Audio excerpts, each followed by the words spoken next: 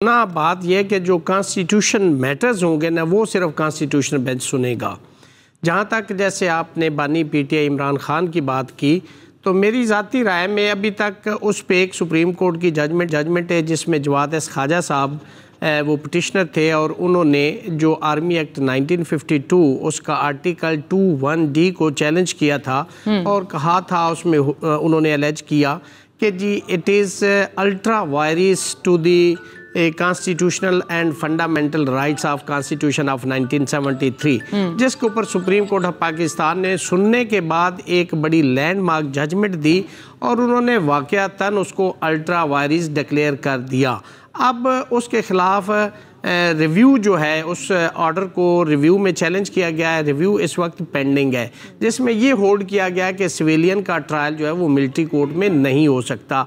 अब ये review supreme court of Pakistan ने सुनना है कि उसमें क्या होता है, वो कितने जजेस का बेंच था। नहीं, सुप्रीम कोर्ट ने सुनना है, आईनी बेंच ने सुनना है।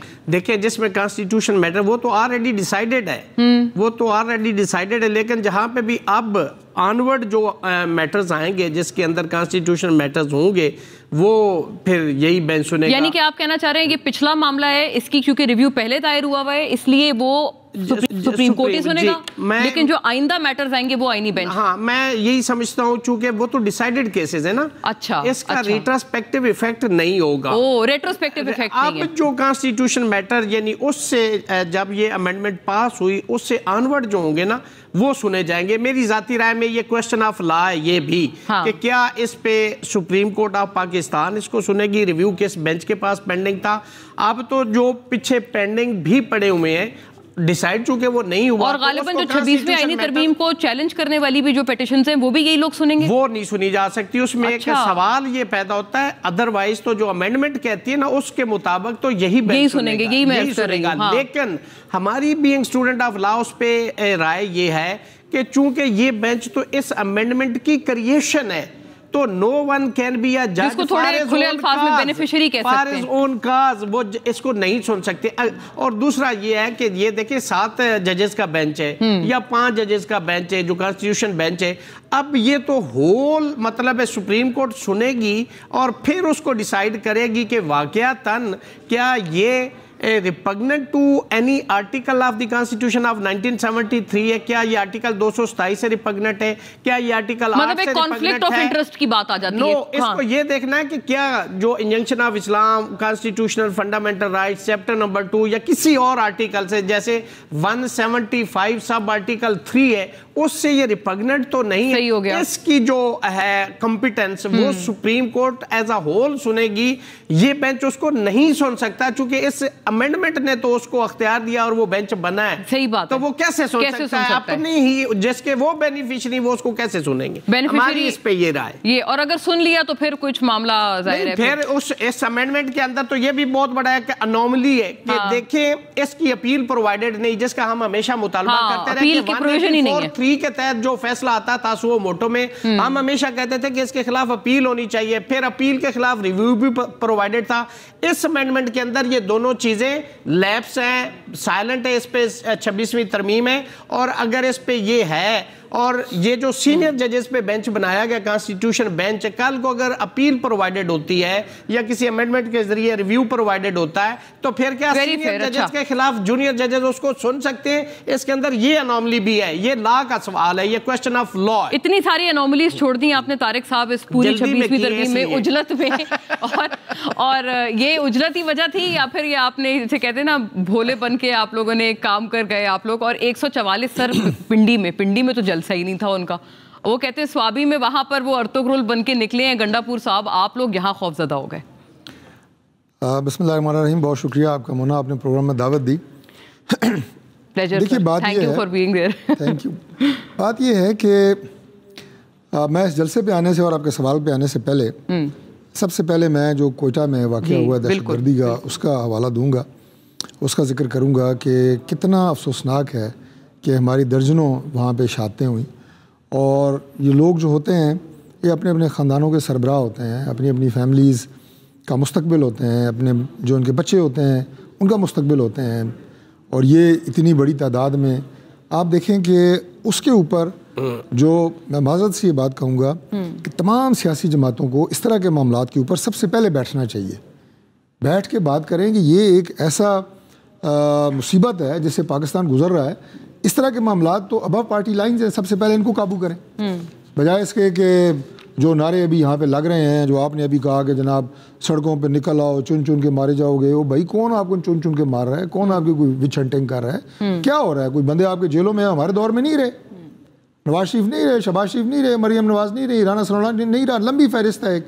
हमने तो नहीं कहा किसी को कि जनाब को चुन चुन के मारे जाओगे आप। क्या और फिर जिस तरह के आप कर रहे हैं बड़के मार के और उल्टी सीधी बातें कर रहे हैं, लोगों को इंतशार पे आप वरगला रहे हैं और पाकिस्तान की सियासत के अंदर तहजीब का मुकम्मल तौर पे आप ख़ात्मा कर चुके हैं।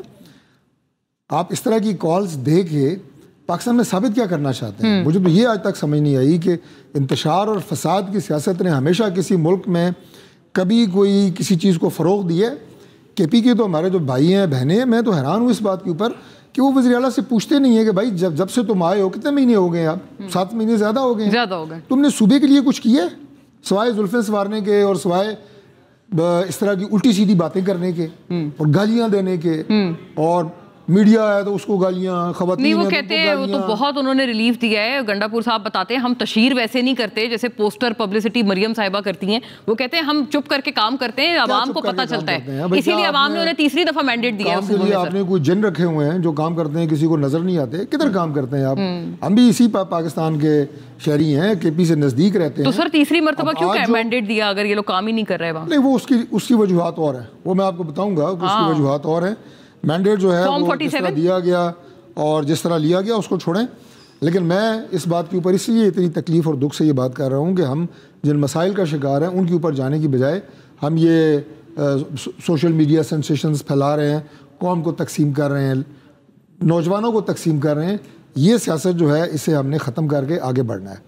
बाकी जो भी मेरे भाई रियासत साहब बात कर रहे थे, बातें तो ये टेक्निकल हैं। मैं लॉ पॉइंट पे तो ज़ाहिर है उनका मुकाबला नहीं कर सकता, ये एक सीनियर कानूनदान है। लेकिन एक बात ध्यान में रखें, एज ए लेमैन मैं आपको बता रहा हूं, वैसी बात कि जो बेंचेस की ये बात कर रहे हैं, ये फैसला अभी सुप्रीम कोर्ट ने आगे करना है। कुछ अभाम था जब 26वीं तरमीम की गई और उस अभाम को बेंचेस की तश्कील को दूर करने के लिए, जुडिशल कमीशन को उसकी क्लैरिटी करने के लिए, वो नंबर पूरा करने के लिए अभी कुछ एक्ट्स में अमेंडमेंट्स हुई हैं। Supreme court practice and procedure, वो कहते हैं हाँ आपने मजीद जजेस बढ़ा दिए।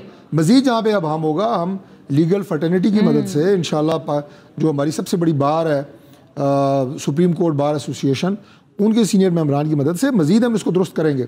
और जब मैंने सुप्रीम कोर्ट बार का जिक्र किया तो आपको याद है जब 26वीं तरमीम हो रही थी तो कहा यह जा रहा था जनाब के पूरे पाकिस्तान की बाहर निकल आएंगी और जनाब भाग के ले जाएंगी और सैलाब आएगा वकला का।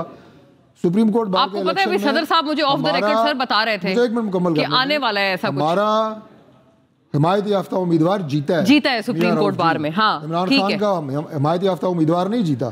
ठीक है। और इस सिलसिले में मैं आखिरी बात ये करूंगा कि इन बेंचेस की तश्कील, अगर आईनी बेंच जो कि तश्कील पाया है 26वीं तरमीम के की वजह से, वो जिसके कह रहे हैं बेनिफिशियरी भी हैं। बेनिफिशियरी तो नहीं है, जाहिर है वो सुप्रीम कोर्ट के जज हैं, पहले भी थे अभी भी हैं, कोई न्यूली अपॉइंटेड तो नहीं है, लेकिन उस वजह से वो बेंच बना है ना। हाँ, तो बाकी भी जो सुप्रीम कोर्ट का टोटल इंफ्रास्ट्रक्चर है इस वक्त, वो भी तो 26वीं तरमीम के बाद ही बना है। ये तो जिस बेंच के पास जाएगा वो कहेंगे 26वीं तरमीम के बाद ये बना है। चीफ जस्टिस साहब इंटरेस्टिंग पॉइंट, ये वैसे लीगल के बाद आए हैं। अब उनके पास कोई केस लगे, बंदा कहे जी नहीं 26वीं तरमीम, भाई किसी ने तो सुनना है जाहिर है। और जब ये बेंचेस तश्कील पाए हैं उन एक्ट्स की रोशनी में जो कि अभी अमेंडमेंट्स हाल ही में हुई हैं, तो लिहाजा मैं समझता हूँ कि इसके बाद मुल्क जो है वो ट्रैक पे आएगा।